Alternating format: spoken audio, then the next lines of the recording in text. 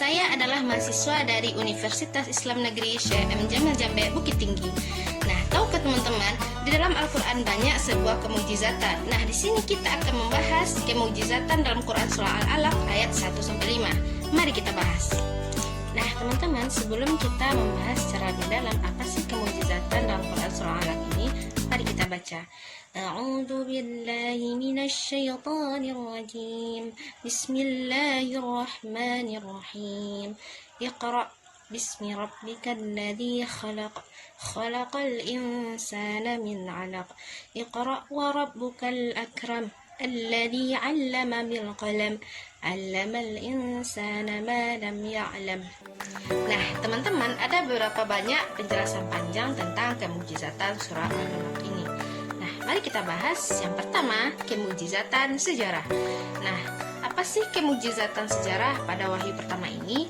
Nah, surat ini diturunkan kepada Nabi Muhammad SAW yang sedang berkhulwat di Gua Hira. Nah, momen ini menjadi titik tolak kenabian terakhir pada sejarah masa umat manusia. Apa sih yang luar biasa dari kemukjizatan sejarah ini? Yang pertama, Nabi Muhammad itu adalah Nabi yang ummi. Perlu teman-teman ingat, Nabi yang ummi, Nabi yang tidak bisa baca tulis. Nah, yang kedua, ayat pertama itu justru memerintahkan Iqra, baca.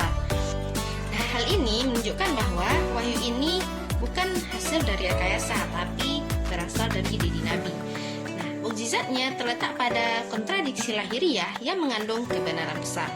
Nah, orang yang tidak bisa membaca justru memulai peradaban dengan kata bacalah. Nah, teman-teman, kita lanjut kepada pembahasan yang kedua, yaitu kemukjizatan bahasa. Ringkas tapi dalam. Kata-kata dalam 5 ayat pertama ini sangatlah pendek secara struktur, teman-teman, tapi secara makna itu berarti dalam. Mari kita uraikan satu persatu. Yang pertama, Iqra bismi rabbikal ladzi khalaq. Kata Iqra diulang secara 2 kali, yaitu pada ayat pertama dan ayat ketiga. Nah, ini menandakan pentingnya ilmu, membaca, dan menuntut ilmu. Nah, yang kedua, bismi rabbik. Nah, mengajarkan bahwa ilmu itu disandarkan kepada ilmu tauhid, bukan hanya ilmu sains bebas lain. Kita lanjut. Nah, alladzi khalaq artinya menunjukkan keagungan Tuhan sebagai sang pencipta. Kita lanjut kepada ayat kedua. Khalaqal insana min 'alaq. Kata 'alaq secara bahasa artinya segumpal darah, atau disebut dengan sesuatu yang melekat atau menggantung di dinding rahim. Nah, ini merupakan isyarat ilmiah yang sangat luar biasa. Nah, kita lanjut kepada ayat ketiga, itu alladzi 'allama bil qalam. Kata qalam yaitu pena menunjukkan bahwa alat utama dari sebuah peradaban yaitu tulis menulis. Nah, hal ini teman-teman menunjukkan bahwa ilmu itu bisa diwariskan secara antar generasi melalui media tulis. Nah, teman-teman, kita lanjut kepada ayat keempat, yaitu 'allamal insana ma lam ya'lam. Nah, dalam ayat ini, kalimat penutup dari 5 ayat ini menegaskan bahwa awalnya manusia itu tidak tahu apa-apa. Nah, kemudian Allah mengajarkannya.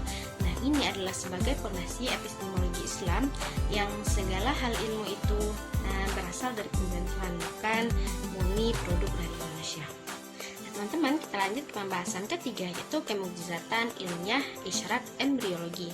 Nah, kata fasa min alaq artinya kemukjizatan dalam sains modern. Kata alaq itu ada beberapa pengertian. Yang pertama, segumpal darah. Yang kedua, sesuatu yang melekat atau yang menggantung di dinding rahim.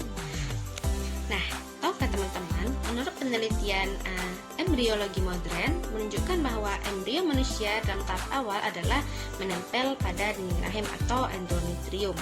Nah, bentuknya itu seperti lintah, namun belum mengalir darah sepenuhnya. Nah, hal ini baru diketahui secara ilmiah pada abad ke-20. Nah, sementara Al-Quran menyebutkannya pada abad ke-14. Nah, ini adalah sebuah bukti kemukjizatan Al-Quran yang luar biasa. Al-Quran menunjukkan tahapan penciptaan manusia pada sebelum manusia itu memiliki mikroskop atau teori sel. Nah, kita lanjut kepada pembahasan yang keempat. yaitu kemujizatan sosiologis dalam revolusi peradaban ilmu. Nah, apa sih kemujizatan sosiologisnya? Nah, surat ini menjelaskan bahwa masyarakat Arab yang mayoritasnya buta huruf dan hidup dalam masa kebodohan, yaitu kejahiliyah. Namun ayat pertama ini justru mengangkat tentang bacaan, tulisan, pena, dan ilmu. Nah, tahukah teman-teman, ini mencerminkan bahwa revolusi dan intelektual yang dibawa Islam dari masyarakat yang tanpa sekolah menjadi peradaban ilmiah atau disebut dengan Islamic Golden Age. Nah, dari peradaban suku menjadi peradaban ilmu dan akhlak. Nah, kita lanjut pada penjelasan yang kelima, yaitu kemujizatan etis dan spiritual. Apa sih teman-teman kemujizatan etis dan spiritual itu? Nah, pada surat ini menekankan bahwa ilmu itu bukan alat kuasa, tapi sarana untuk mengenal Tuhan. Nah, manusia itu diajarkan untuk tidak sombong terhadap ilmu, karena semuanya yang punya adalah Rabbul Akram, yaitu Allah yang Maha Pemurah. Nah, kesimpulan pada pembahasan kita kali ini teman-teman, surah Al-Alaq itu adalah mukjizat dari segala sisi. Nah, kita bahas dari segi bahasa. Segi bahasanya yaitu ringkas, puitis, jelas, dan indah. Dari segi makna itu dalam dan menyeluruh. Dan dari segi ilmiahnya mengandung isyarat embriologi yang baru dikembangkan secara modern. Nah, dari segi sejarah yaitu menjadi titik tolak dari revolusi dunia Islam. Nah, dari segi spiritualnya yaitu menyatukan ilmu dengan iman. Nah, tahukah teman-teman, tidak ada manusia yang bisa menyusun 5 ayat sependek ini dengan kedalaman makna, kemajuan ilmu, dan kekuatan perubahan seperti surat Al-Alaq ini. Teman-teman, mungkin hanya sekian penjelasan pembahasan kita pada kali ini. Jika saya ada kurangnya atau kesalahan dari saya mohon maaf dan saya mohon ampun kepada Allah. Dan semoga apa yang telah saya sampaikan kepada teman-teman semua dapat bermanfaat untuk teman-teman. Sampai berjumpa di video selanjutnya. Wassalamualaikum warahmatullahi wabarakatuh.